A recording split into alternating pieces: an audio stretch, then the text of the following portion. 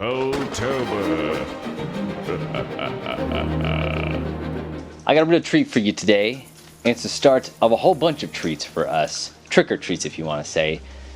We're going to be starting the Corman Poe cycle. Now, this is a series of films that Roger Corman directed in the 1960s, and oh boy, are they absolutely amazing. Starting today, we have a home torn apart by many things, a curse, humanity, lots of different stuff. This is The House of Usher.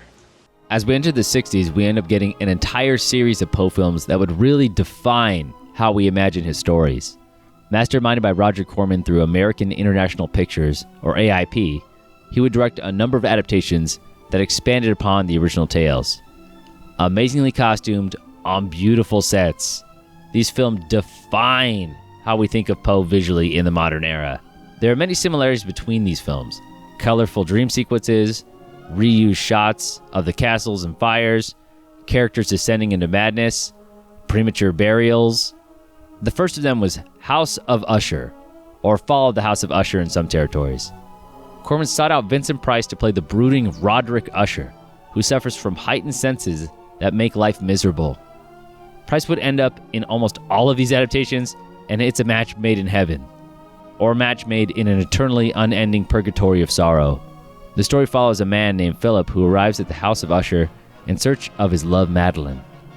He is greeted by their servant Bristol and her brother Roderick, who informs him that he cannot see her and that she is gravely ill. Philip is insistent, and although he is able to see Madeline and wishes to take her away to Boston, Roderick is constantly trying to shoo him away with tales of a cursed bloodline. Price is just amazing. He portrays a great balance of tragic, sinister, and sorrowful. Evil is not just a word. It is a reality. Like any living thing, it can be created and was created by these people.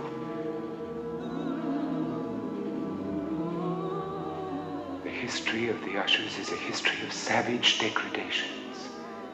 First in England and then in New England. And always in this house. Always in this house. Price actually dyed his hair blonde and lost weight in order to make the character appear more sickly. For a majority of the movie, there's really only 4 characters, and we only see more of them in a dream sequence. The other main character is the house itself, which is decaying and drenched in fog. It reacts to everything they do, and it's a great device. It can be a little slow at times, as you're seeing a lot of the same sets, and it almost feels like a filmed play. But overall, it's a really great, well-done Gothic tale, and an amazing start to the Corman Poe cycle. He would try to keep many of the same crew throughout all of these productions, which gives them a very cohesive look. Well, here's some spoilers for a 60-year-old movie, but just in case I thought I'd let you know. Madeline is prematurely buried by her brother Roderick, which leads Philip to freeing her despite her brother's protest. He states that she is cursed to madness. And well, I guess he's right. And Madeline attacks Philip before the entire house burns down with the last of the Usher bloodline, and Philip walks away.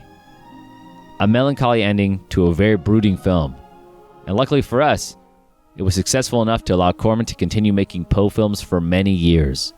Stay spooky.